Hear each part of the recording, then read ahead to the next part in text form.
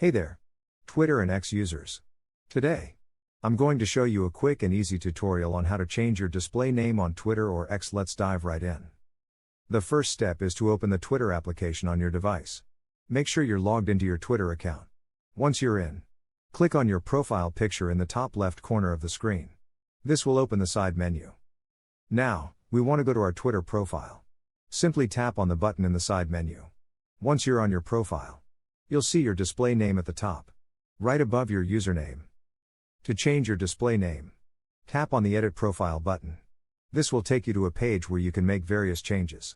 Here, you can tap on your name and modify it to whatever you want. You can delete it and add a new one, or even edit your last name. It's that simple.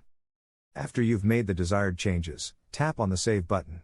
Following that, you'll need to verify that it's you. Go through the simple verification process to ensure the security of your account. And there you have it. Your display name on Twitter or X has been successfully changed. If you found this video helpful, don't forget to give it a thumbs up and subscribe to our channel for more tech tips and tricks. Thanks for watching.